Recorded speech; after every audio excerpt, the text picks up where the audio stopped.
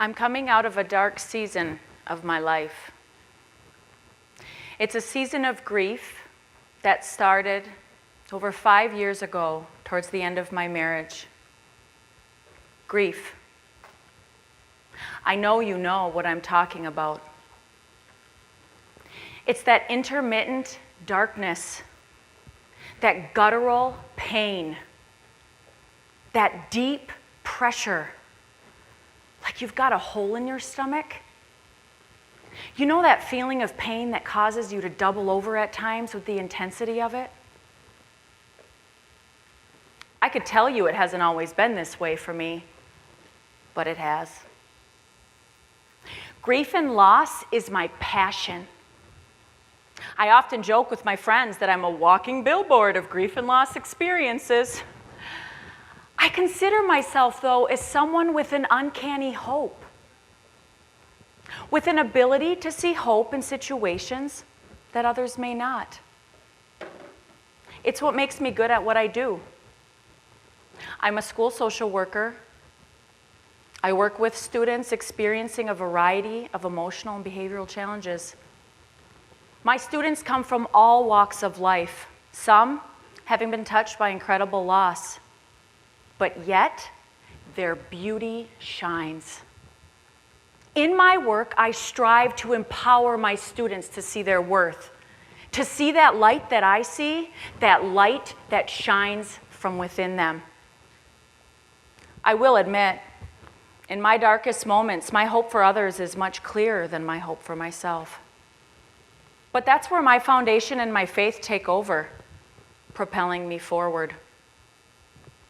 Since the beginning of my research exploring the grief and loss experiences of children and teens, I've often been surprised by the many dictionary definitions I find that liken the feelings of grief to the loss of someone to death.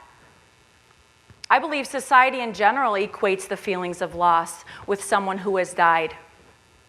When I ask people, what does grief and loss mean to you? The answer I most typically get is what you go through when someone dies. Yet I know from my research that events such as divorce, parental incarceration, foster care placement, and parental deployment can be just as or even more so impactful on a child or teen as an event such as a death. I've experienced many instances of grief in my lifetime with very little having to do with death. From a young age, I've known loss. As an only child raised by my mother with very little knowledge of who my father was, life for me was difficult, particularly during my teenage years. In my early teen years, I began to put on a lot of weight and was often teased because of it. Yeah, I laughed at the jokes. I even participated in them. But the pain in my heart was real. I know what it's like as a child to move multiple times, to leave old friends behind and to try to make new ones. I know what it's like to feel isolated as a 15-year-old girl, to think harmful thoughts, and to want to end my own life. I know what it's like to make poor choices as a teenager. I know guilt, and I know regret. I know what it's like to meet my father for the first time at 18 years of age, and the subsequent pains of his coming and goings from my life, and the rejection. I know the rejection. I know what it feels like to lose a friend to suicide. But yet, I thrive. My hope for each of you here today is that you would begin to look at grief and loss experiences in a new way. That you would begin to see what I now see. That grief and loss is so much more than death. Today, children and teens globally are being impacted by multiple experiences of grief and loss. Yet I believe they have huge ability to move beyond their circumstances and thrive. So how does one move beyond their circumstances? Recently, While participating in intense therapy, I've begun to recall memories of one person who I see as a key player from my childhood. One person who I believe is vital to me standing before you here today. When I was 3 years old, my mom, who worked 60+ hours to meet our needs, found a babysitter through our local newspaper to care for me. Her name was Mrs. Chapman.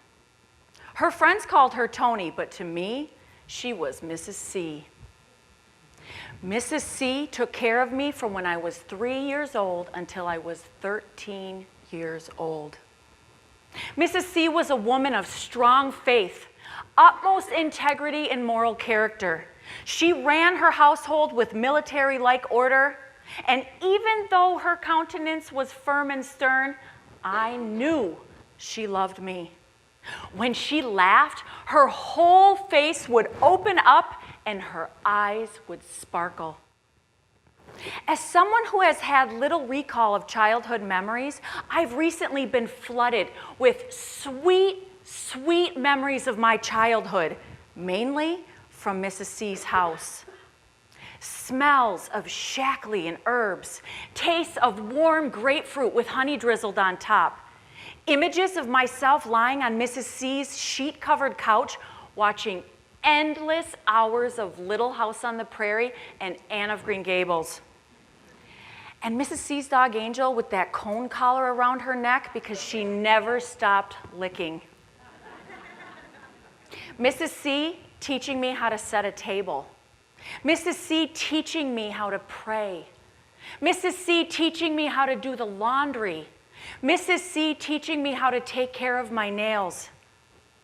And that big, big bed, that bed that was so much bigger than me, so big that as a little girl I needed a stool to get on top. It's been in these recent moments, in these sweet, sweet moments of remembrance that I realized everything I've researched these past few years is true. And no matter what I've told myself or what I've believed, what messages I believe to be true, my life is proof of what I've found. Children and teens impacted by multiple instances of grief and loss can lead healthy and successful lives as adults. In my research, I found the Youth Thrive Protective and Promotive Factors framework that highlights how someone like me, who experienced multiple instances of grief and loss, can thrive and lead a healthy and successful life as an adult. One of these factors, social connection, having a healthy relationship with an adult, in my case, as a child or teen, encapsulates quite nicely the relationship I was gifted with Mrs. C. One relationship where that person has not just listened to you, but heard you, validated you, confirmed you, lifted you up, stayed with you, gave you a sense of belonging. It's that relationship and the benefits of that relationship that will sustain you throughout your life. It is that relationship that will help give you the resiliency you need to move past any traumatic experiences you have faced and thrive as an adult. Who is your one? I recognize now that Mrs. C was my one. Mrs. C offered me a foundation of hope, a foundation of faith that has pushed me, propelled me, and sustained me silently throughout my life and through each grief experience I have faced into my adulthood. It's Mrs. C's teachings that have helped to keep me going and have helped me to thrive despite the difficulties I've faced in my past and in my present. Who is your one? Who can you be a one to?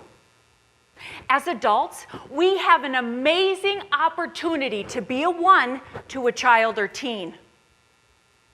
If you are a child or teen and you have been impacted by a grief and loss experience or experiences, look around you. Who is your one?